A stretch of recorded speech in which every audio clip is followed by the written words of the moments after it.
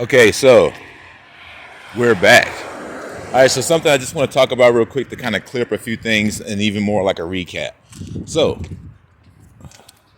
for anybody that's confused as to whether it's appropriate that we would be making love to the Creator, I'm just going to basically explain what happened again. This is a recap. If you watch the Smurfs, I keep making references to these blue people.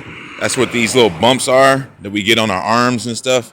The DNA activation. Those blue people had light shooting out of them. And that was like the light body attached to the flesh. So when we were those blue people, we were breathing silica dioxide. And we were all dudes. And Smurfette was the blue divine feminine that's in that movie. And the two Patsies was the one that they let in that fucked him over. And then the girlfriend that he had, those are two Patsies. And when they made it with their hair. And it was a bunch of nonsensical shit. But when I met the blue version, she had a vagina. So I knew that that hair shit was some kind of Patsy. And that's how I equated that. But in short, we were all with her. And from what I'm gathering, our soul in this realm was designed that way and made to love. So when we come out, you realize, oh shit, I was made to love. You hear like Stevie Wonder, I was made to love. He sings that, but they got him under mind control. So for whatever that energy is being used for whatever he's acting as, and he probably thinks he's doing something good. But this love frequency makes you realize you are made to love her, man.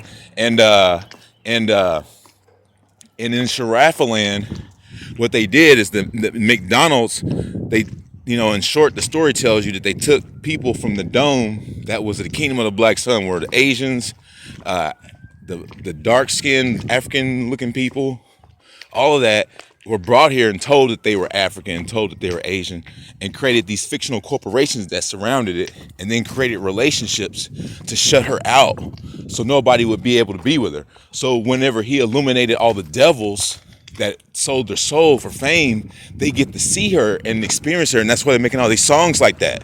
So the beard, the beard is bullshit in Hollywood, because anybody that sees her has to be with her after that. Like, you can't just be with somebody else. And Xanadu shows it. Like, whenever you meet her, she like becomes like your girlfriend in the same capacity as you were when you were the blue people. And it feels right, and it feels like it was meant to be like that. So that is what's happened, is we've been completely discombobulated. The way that we are here is not the way we are in Sharafaland. See what I'm saying? Because everybody there's no relationships there either. People in Sharafaland, they just have fun, and they just do what they do.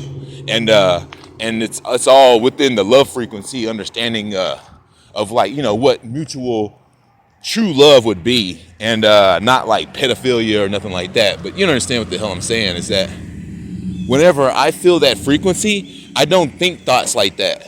So it's something that the fallen people are trying to push as a perversion of love, and then they even say, oh yeah, we love you. So it's more like cannibalism and pedophilia.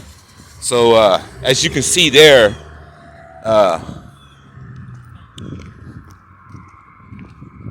you see what they're doing. They're basically just perverting it and shutting her out. So again, all of these devils, they get to see her, and the first thing they do is they try to get her to get married. So by doing that, it shuts her out even more, because she can't be omnipresent for everybody. And that's what they show you on the video, Simply Irresistible.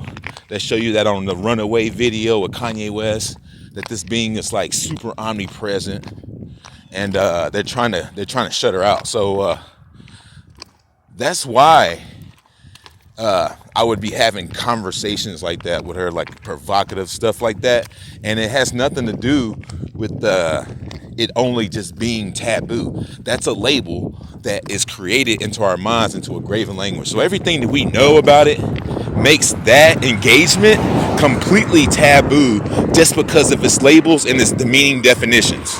And that's all that they have. And then they have the STDs, and they have the pandemics and all that stuff. They flood that in, because those are all patented, man-made designs. So in the end, in short, that is ultimately how a lot of this happened.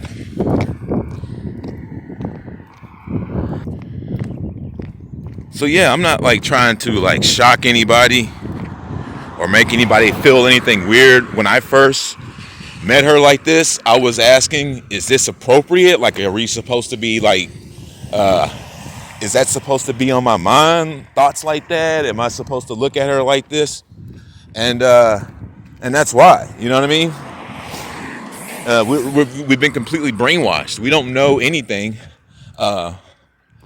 We've completely demonized what we used to do freely, and we've switched up the terms by creating a place where blue people long to be more sexually engaging, and then demonize the act of it, and then put you in a different conduit that thinks differently, that has a different capacity. It's like we're completely jimbobbled and discombobulated. So I'm not surprised if anybody out there feels strange about like what I say about this being. So I'm only just gonna say what I know and what's happening.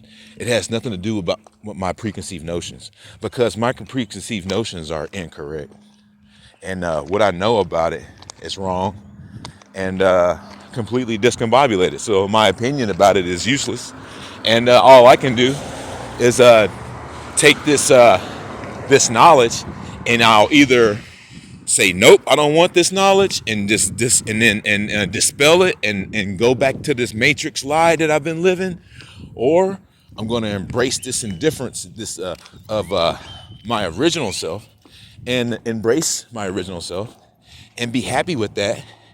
And I mean, it has its perks and it's got its problems. I mean, you're going to be isolated. Obviously, you don't. I mean, if you're tapping into a euphoric sense of yourself that's liberated, you're going to be very sexual on some level, and people don't understand that. See what I'm saying? So the way they perceive this Hollywood entity is exactly like what we are, and they demonize it. So if this being indulges in any of that, then they feel like they've got ammo to say, hey, see, look, this being is exactly like your old self. You don't remember this. This is evil. So I'm going on and on about it, but in short, you get what I'm saying. And soon, all of this stuff will be, we're going to talk about this stuff in the show and everything else. We're going to keep on talking about this stuff. This is good exercise. I'm out here spiraling my hands. I do these hand spirals. The same energy as the stuff that spirals leaves is basically the omnipresence of this being, since we're talking about it. The leaves that spiral, everything. Like, this being is literally like through and through here, like 100 times over, like 1,000 times on each corner. Big, small, in a magazine, in a movie. And you have to be able to see this. You have to be able to perceive where this being is like literally transcending themselves interdimensionally into every facet of everything, including the doodles. It's incredible.